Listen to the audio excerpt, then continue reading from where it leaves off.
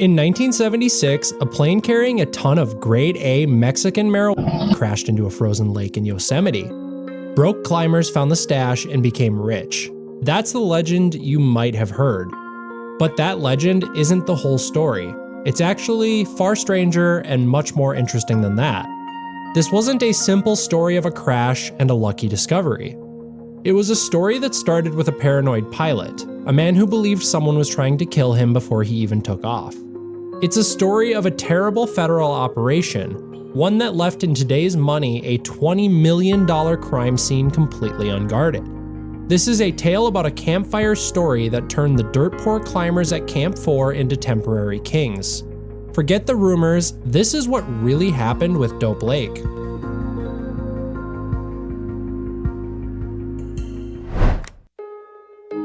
So the story begins with the main pilot, John Gilski. Before the crash, he believed someone was trying to kill him. This wasn't just vague paranoia, it was a specific, festering thought. While on a layover, he discovered a damaged oil fitting on his plane's left engine. To him, it didn't look like routine wear and tear, it looked like sabotage. This was the uneasy feeling that followed him on his final run. John was a former Army helicopter pilot, a veteran of Vietnam who had flown under fire. He was no stranger to risk. And that's what made him perfect for this job. His plane was a twin-engine Howard 500. Basically, it was a flying fuel tank designed for long and fast trips. On December 9th, 1976, he flew it to an airstrip in Mexico. Under the cover of darkness, a crew loaded the plane with an absolutely insane amount of weed. This was the premium stuff, a potent strain called Mexican red hair. The bales were marked with the Spanish word for bean, frijol. Before dawn, John and his co-pilot Jeff Nelson took off. They flew just off the California coast where they would easily be assumed as a jet for an executive. Then, halfway up the coast, the deception began. John killed his running lights and turned sharply inland. He dropped the plane down low, hugging the terrain to stay off radar. He skimmed over the dark farmland of the Central Valley. Minutes later, he reached the foothills of the Sierra Nevada.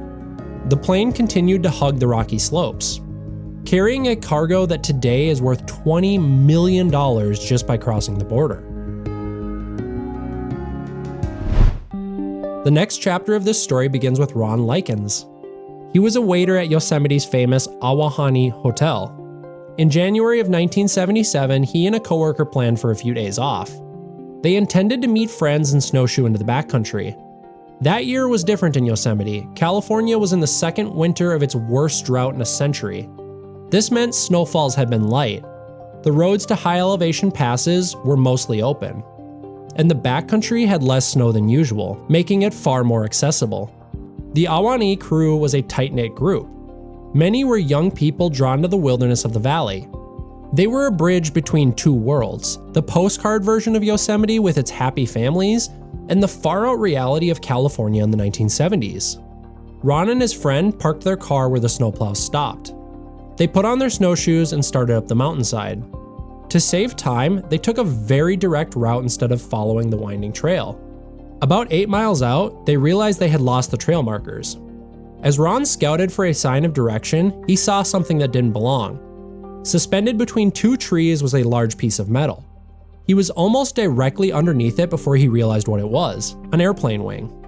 Hydraulic oil was still dripping from its frayed lines into the snow below. There was no other debris, no sign of the plane's body. It was as if the plane had simply dropped its wing and kept flying. It was getting dark, so the two set up camp for the night. The next day, he kept hiking, but when he got back to the valley, he walked into the ranger station to report the wing. Ron's report from the backcountry lit a fire under the federal government. Suddenly, Yosemite wasn't a peaceful park. It transformed into a federal staging ground. The NTSB, the FAA, the DEA, Customs, every agency wanted a piece of the action. They brought in the heavy hardware too. A Vietnam-era Huey helicopter was flown in from San Diego. Its rotors beat the air, the sound of pure authority thundering off the granite walls. This was literally the same type of helicopter you would have seen in a Vietnam movie with Fortunate Son playing in the background. Their mission was clear: investigate that reported wing, locate the main wreckage, and assess the situation. From the air, what they found was a smuggler's graveyard. The debris trail stretched for 3/4 of a mile. It pointed like an arrow straight to Lower Merced Pass Lake.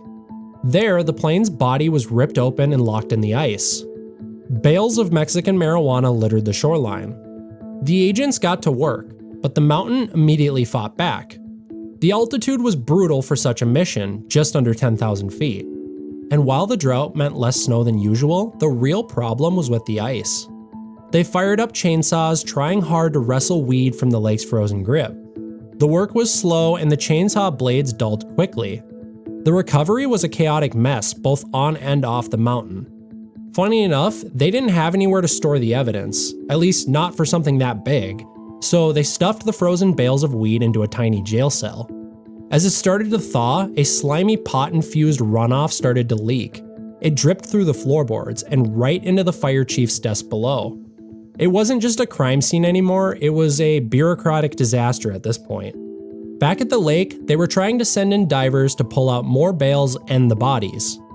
Due to all the debris frozen in the lake, it was dangerous and difficult. Even an experienced private diver wasn't willing to do it. Then, to make things even worse, a big snowstorm was heading their way. Faced with approaching weather and the impossible task of underwater recovery, a call had to be made. So they made the dumbest call you could imagine. They would pack up and just leave. They believed the winter and the ice would be enough to keep it guarded. It was a terrible miscalculation. By abandoning the wreck, they weren't securing a crime scene. They were setting up a feast, and a bunch of climbers who liked money and weed were about to sit down at that table.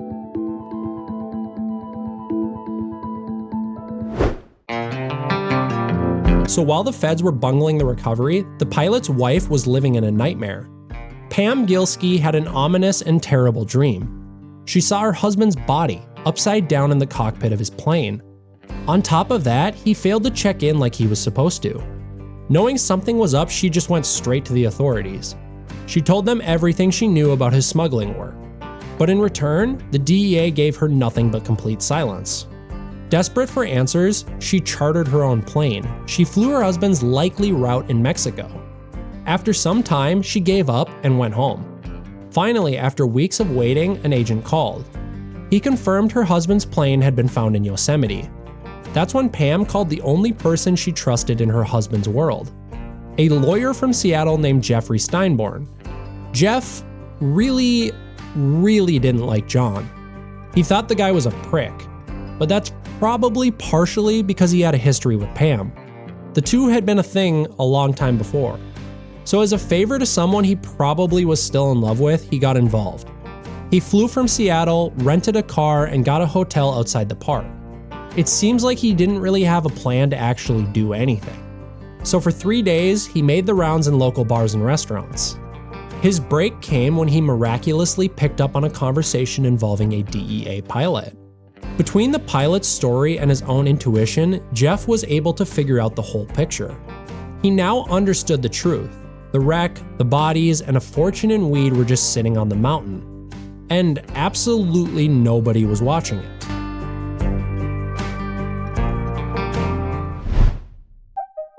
On his last night in Yosemite, the lawyer noticed a fire burning in a nearby campground.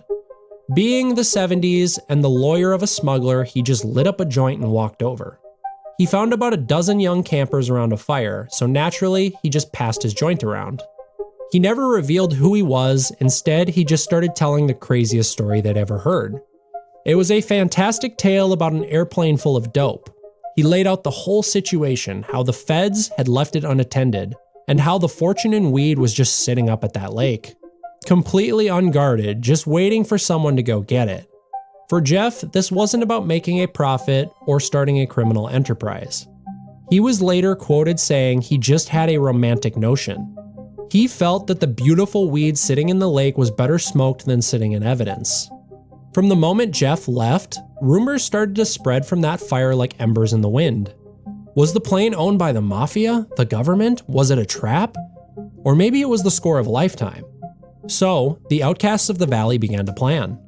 They didn't have sponsorships to feed and buy them gear in those days. They were just broke climbers dedicating their life to the wall. For them, the motivation was simple. They needed money for gear and adventures, and weed was worth money. And this was the perfect kind of weed because there was a whole lot of it for free just waiting to be taken.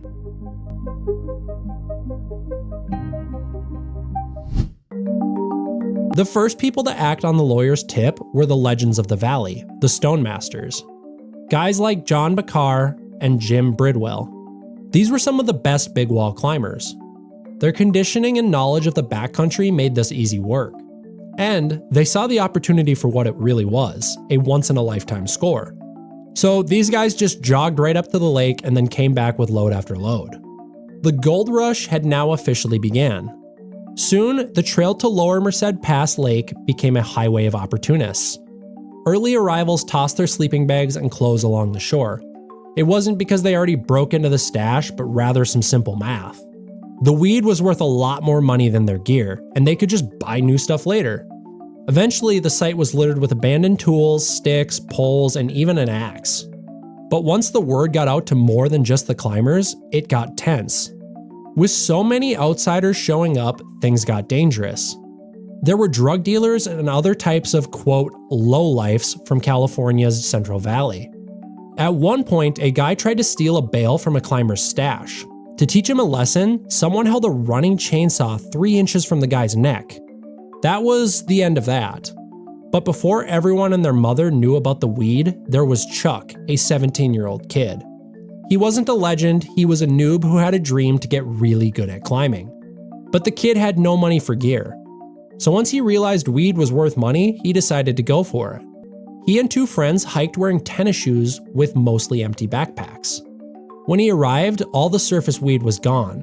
The real treasure was now under the ice.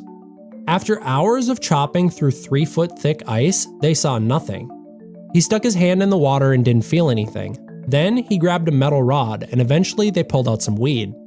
But on the trip back down, it was a nightmare. The weed was soaking wet and dripped into their packs. Then, as night fell, icicles formed on their backs. They didn't even have a headlamp. Chuck said he had to feel the trail with his feet in the dark. This was the reality of hiking for money. The people that came next is where everything changed though. This is when the operation got more desperate, but also more ingenious. Vern Clevenger stole a chainsaw from his girlfriend's dad and headed up to the lake. If a blizzard of green shot out from the chainsaw, then they knew where to dig. But the most audacious move came from a guy named Winchell. He was convinced there was more submerged inside the plane, so he drove to Fresno and came back with scuba gear. His friends tied a rope around his waist, then he dove in. The water was so cold his limbs went numb in 10 seconds. But when they hauled him out, he had a death grip on a briefcase. It was full of cash. Most likely the pilot's working money for the deal. Things might sound chaotic, but it also sounds like things were going well, right? Well, that's not entirely true.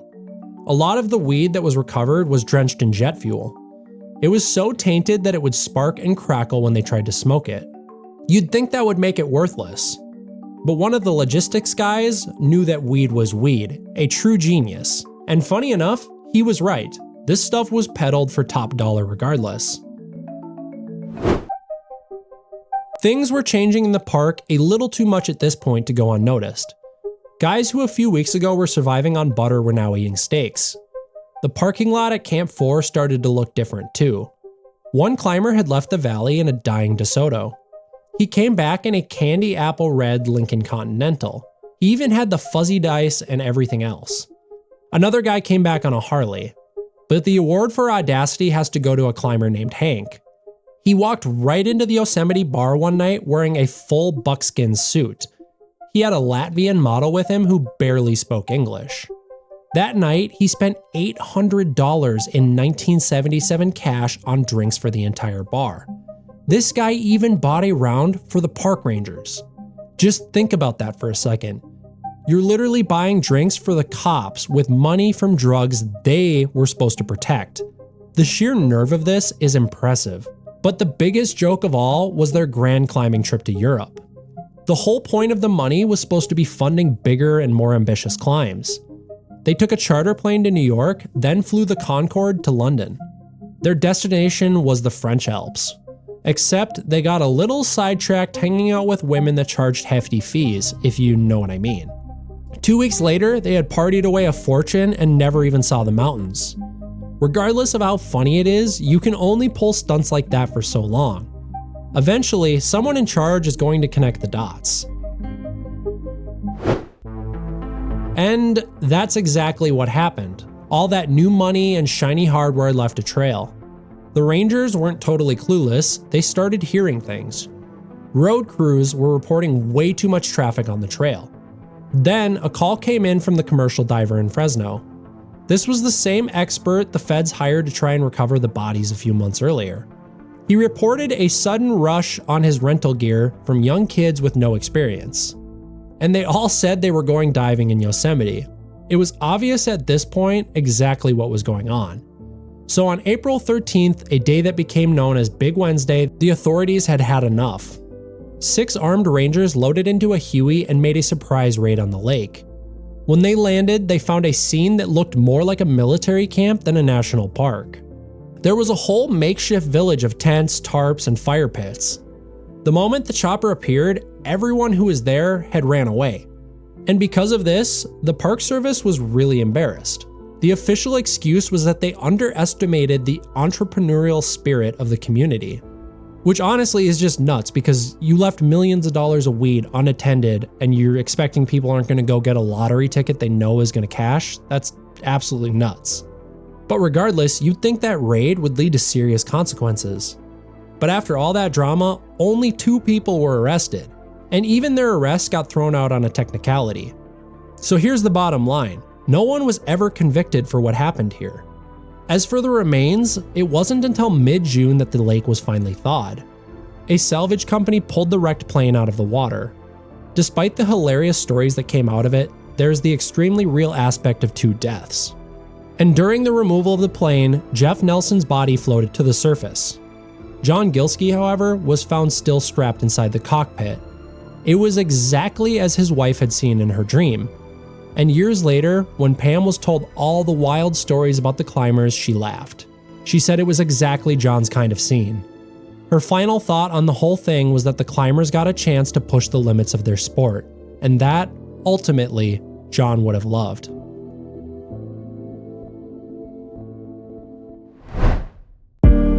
Thanks for watching this video. Don't forget to like and subscribe. If you'd like to support our team, check out our Patreon and have your name shown in the credits.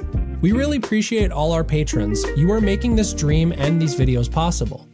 Go check out the link in the description and sign up to become a patron today. And if you want to rep some awesome outdoor gear, check out the Outdoor Origins store. Your support will one day help us make all sorts of gear right here in the United States.